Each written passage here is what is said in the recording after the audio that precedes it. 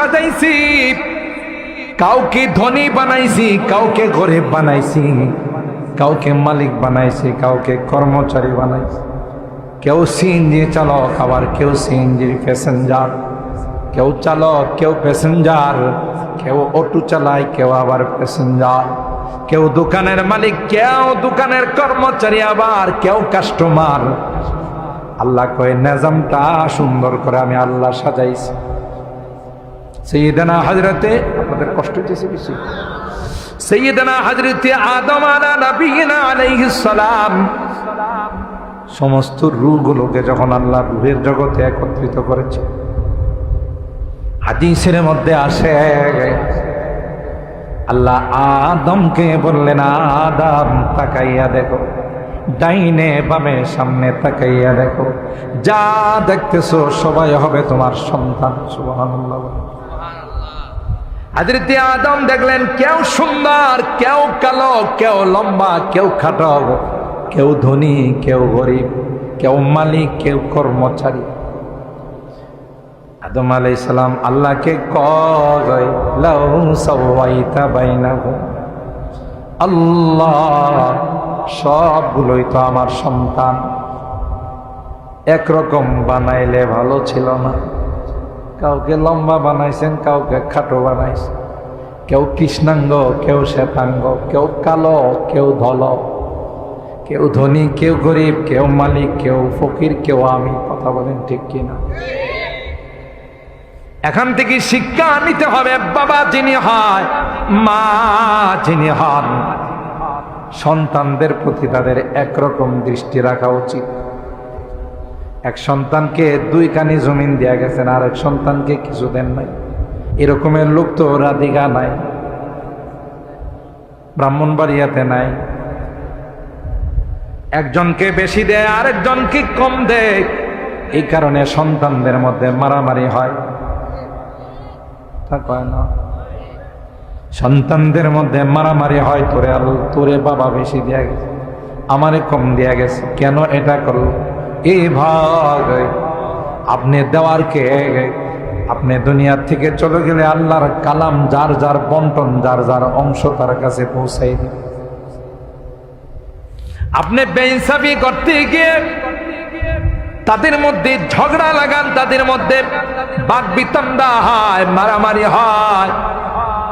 বাবার উচিত সবার প্রতি একরকম দৃষ্টি রাখা, একজনের প্রতি সুনজর, আর একজনের প্রতি কুনজর। এটা আসলে প্রকৃত অর্থে বাবা নয়। কথা কয় না? রাগ করতেছেন মনে হয়? কোরআনের কথা, হাদিসের কথা। হযরত আদম বললেন, লাউ সাওয়াইতা বাইনাকুম, সন্তান যেহেতু সবগুলো আমার, আল্লাহ সমান করে বানাইলে ভালো ছিল না? সবাই ধনী, সবাই সুন্দর, সবাই লম্বা, সবাই শিক্ষিত।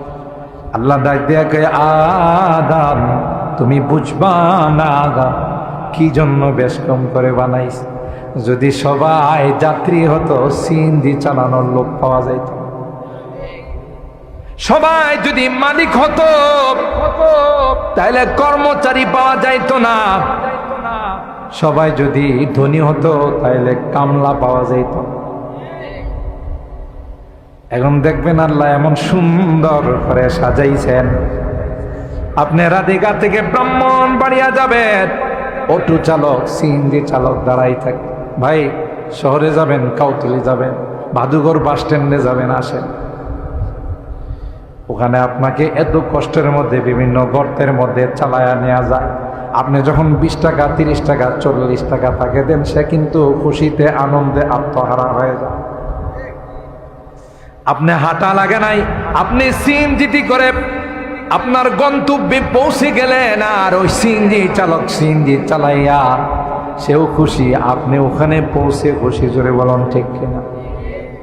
রিক্সা চালাই, রাত নাই, দিন নাই, বৃষ্টি নাই, রুদ্র নাই, আপনি যখন রিক্সাতে ওইটা জায়গা মতো পৌঁছে যখন তারে 50 টাকা 60 টাকা দেন, খুশি হয় না? বেজার হয়। টাকাটা পায় কয়, স্যার আমার নাম্বারটা নিয়ে যান, যত রাতেও আপনি ফোন দিলে আমি আইসা বলি। কয় না? আবার মাঝে মধ্যে দেখবেন কিছু রিক্সা চালক যাত্রী নাই বাটিয়ালি সুরে গান গায়, রিক্সা চালায় আবার বাটিয়ালি সুরে গান গায়। কি খুশিতে গায় না দুঃখে গায়? কথা কয় খুশিতে গায়। আল্লাহ বলেন আমি প্রত্যেককে যার যার জায়গাতে বানাই দিলাম, না হয় দুনিয়ার নিজাম নষ্ট হয়ে যেত। কিসমত কিয়া হর শাই কো কসম আজল নে, किस्मत किया हर शाय को कस्म अज़ल ने, जिस चीज को जिसके लिए काबिल नजर आया। बुलबुल को दिया नाला व परवाना को जलना, बुलबुल को दिया नाला व परवाना को जलना, गम हमको दिया सबसे जो मुश्किल नजर आया। কি সুন্দর কথা দেখছেন, যাকে যা দেওয়ার তা দিয়ে আমার আল্লাহ সৃষ্টি করেছেন। সুবহানাল্লাহ বলে। কিন্তু আপনি মনে করেন আপনি মালিক হয়ে অনেক বড় ফেরেশতা হয়ে গেছে। হযরত মুআবিয়া রাদিয়াল্লাহু তাআলা আনহু চিঠি লিখলেন সিরিয়া থেকে আমিরুল মুমিনিন হযরত উসমান ইবনে আফফান রাদিয়াল্লাহু তাআলা আনহুর কাছে। বুখারী শরীফের হাদিস। আপনারা মনে করেন না যে হুজুরের মধ্যে বসে গল্প করতেছে, এখন তো বিপদ। বুখারী শরীফের হাদিস না করলো একদল কি করে জানেন, এটা সহিহ হাদিস না। আপনাদের এই এলাকায় নাই, আমাদের ঢাকাতে আছে একদল বাইরেছে, এরা সহিহ হাদিস না জয়ীফ হাদিস না দুর্বল হাদিস বগল বুখারী শরীফ লয়া লিয়া করে কথা কয়। এটা গল্প না, বুখারী শরীফের কথা। যে আবু যরকে আপনি একটু ডাইকা নসিহত করে দেন, কাহারো ঘরে যদি একদিনের বেশি খানা দেখে কোনো কথা নাই, পিটানো শুরু করে, এ তো বিশাল ফিতনা হয়ে যাইতেছে এলাকায়। তো হযরত উসমান ইবনে আফফান রাদিয়াল্লাহু তাআলা আনহু যেহেতু মুরব্বী সাহাবী আবু যর গিফারি রাদিয়াল্লাহু তাআলা, একটা মাজমা একটা মজলিস বসাইছে। সাহাবীদেরকে বলছেন যে আমি ইদ্তেখার করা, স্টক করা, খোরাক ঘরের মধ্যে রাখার বিষয়ে মাসআলা উঠাবো। আপনারা একে একে মতামত দিবেন, তাতে আবু যর গিফারি বুঝে যাবো যে না এটা আমি যা করতেছি ঠিক। এটার সমাধানের জন্য এমন একটা সুরত বাইর করছে। আবু যর গিফারি কেউ ডাকছে, আমিরে মুআবিয়া কেউ ডাকছে। ডাকার পর এই মাসআলা তিনি যখন উত্থাপন করছেন, কোন সাহাবী জবাব দিতে পারে নাই। সবার আগে লাঠি নিয়ে দাঁড়াইছে আবু যর গিফারি। সুবহানাল্লাহ কইবেন না? যে আমিরুল মুমিনিন, যেই ব্যক্তি একদিনের বেশি খোরাক ঘরের মধ্যে রাখবে তারে পিটায় আমি চামড়া উঠাই ফেলাম। হযরত উসমান ইবনে আফফান চিন্তা করে দেখলেন, হায়রে, যেই কারণে এখানে মজলিস বসাইলাম যে মাসআলার হল করব, হল তো দিয়ে দিছে লাঠি দিয়ে, আর কারো তো কথা বলতেই দে। তখন হযরত আবু যর গিফারি রাদিয়াল্লাহু তাআলা আনহুকে বললেন, আপনি মনে কিছু না করলেন, আপনি আপনার মুরব্বী সাহাবী, আপনি লোকালয়ে বসবাস করেন না। লোকালয়ে বসবাস করলে প্রতিদিন দেন দরবার করা লাগবে, বিচার সালিশ করা লাগবে। আপনি রাবাজা নামক জায়গাতে ওখানে বসবাস করেন, ওখানে নির্জনে থাকেন, বাইতুল মাল থেকে আপনার থাকা খাওয়া এগুলো সব বন্দোবস্ত করেন। খলিফাতুল মুসলিমিনের হুকুম মানা ফরজ, ওয়ালাউ কানা আবদান হাবশিয়া, যদিও সে একটা গোলাম হয়, কালো গোলাম, তারপরও তার কথা মানত। এই আবু যর গিফারি রাদিয়াল্লাহু তাআলা আনহুর ঘটনা। তিনি তার গোলামকে রাগ হয়ে একদিন বলছিলেন, ইয়াবনাস সাউদা, হে কালো বান্দির বেটা। এটাই তার গালি ছিল, আর কিছু না। ইয়াবনাস সাউদা, মা একটু কালো ছিল তো, ও সেই ইয়াবনাস সাউদা, হে কালো বেটি সন্তান। এ গোলামেনি করছে কি, বিচার দিয়ে দিছে সরাসরি আল্লাহ নবীর আদালত। সুবহানাল্লাহ। আর আল্লাহ নবীর আদালতে বিচার গেলে তখন আল্লাহ নবী স্বজন প্রীতি করতেন, হয় না? দলীয় লোকজনের ব্যাপারে একটু অন্য রকমের রায় দিতেন, নিজস্ব পরিচিত লোকদের ব্যাপারে অন্য রকমের রায় দিতেন। সুবহানাল্লাহ, ইসলাম আমাদের কি শিখাইছে আমরা তার ধারে কাছে। কত মানুষকে নির্দোষ বিভিন্ন কলা কৌশলে তাদেরকে ফাঁসির কাস্টে ঝোলানো হয়েছে। কথা কয় ধরা পড়বে না? وَنَضَعُ الْمَوَازِينَ الْقِسْطَ لِيَوْمِ الْقِيَامَةِ فَلَا تُظْلَمُ نَفْسٌ شَيْئًا وَإِنْ كَانَ مِثْقَالَ حَبَّةٍ مِّنْ خَرْدَلٍ أَتَيْنَا بِهَا وَكَفَى بِنَا حَاسِبِينَ। আল্লাহ বলেন কিয়ামতের কঠিন ময়দানে ইনসাফের আদালত কায়েম করব।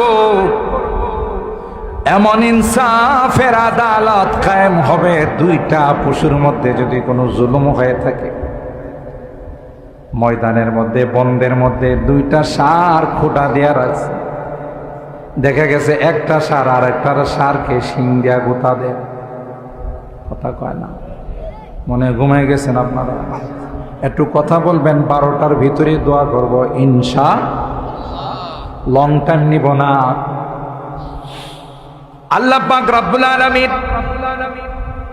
ওই যে দুর্বল ষাঁড়কে শিং দিয়া গোতা দিয়েছিল, সবলকে দুর্বল বানাবেন আর দুর্বলকে আল্লাহ সবল বানাবেন। সুবহানাল্লাহ। দুইটা ষাঁড়কে, দুইটা গরুকে একত্রিত করে আল্লাহ দুর্বলকে বলবেন, দুর্বল, দুনিয়ার জমিনে তোমার উপর জুলুম করেছিল সবল ষাঁড়ে, আজকে আমি আল্লাহ তাকে দুর্বল বানাই দিলাম, তোমাকে সবল বানাই দিলাম। যে কয়টা গুতা দিয়ে তোমার উপর জুলুম করেছিল, সেই কয়টা গুতা এখন তুমি দিয়ে তার কাছ থেকে প্রতিশোধ নিয়ে যাও। কি বলে? এত সহজ? হাদিসে কুদসির মধ্যে আল্লাহ বলেন, ইয়া ইবাদি ইন্নী হারামতু যুলমা আলা নাফসি ফালা তুযালিমু বাইনাকুম। জুলুমকে আমি আল্লাহ হারাম করে দিয়েছি, তোমরা আপসে কোনো জুলুম করবা না। জালেম যখন জুলুম করে, মাজলুম যখন তারই নির্যাতিত হাতগুলো আল্লাহর দরবারে উঠায়, বদদুয়া করে, লাইসা বাইনাহু ওয়া বাইনাল্লাহি হিজাব, এই বদদুয়া ডাইরেক্ট আল্লাহর আরশের মধ্যে ধাক্কা লাগায়। ঠিক কিনা বলেন? এরকমের জুলুম বাংলাদেশ স্বাধীন হওয়ার পর কখনো হয় না। ঘুমাই গেছেন? জুলুমের পরিণতি বড় খারাপ হয়। জালেমদের কপালে হেদায়েত থাকে না। ইন্নাল্লাহা লা ইয়াহদিল কওমাজ যালিমিন, সবচেয়ে দুর্ভাগা তাদের কপালে হেদায়েত। ঠিক কিনা বলেন?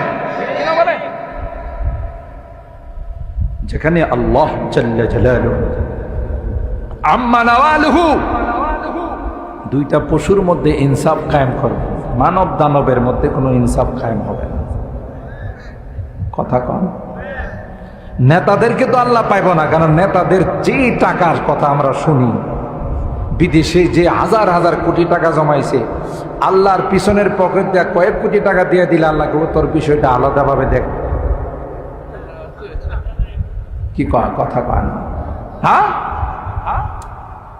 কামাইব না। बहुत तालिब खुदा मिलता शिकस्ता दिल नहीं मिलता, बहुत तालिब खुदा मिलता शिकस्ता दिल नहीं मिलता, शिकस्ता दिल जैसे हासिल हकीकत में वही कामिल।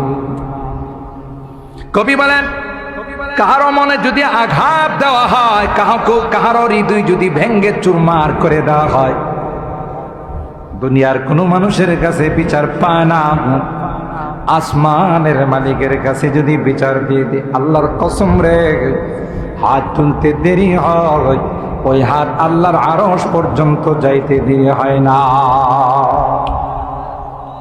কথা বলেন ঠিক কিনা? जो जलाता है किसी को खुद जलता है जरूर, जो जलाता है किसी को खुद जलता है जरूर। शमा भी जल जाता है परवाना चल जाने के बाद, शमा भी जल जाता है परवाना जल जाने के बाद।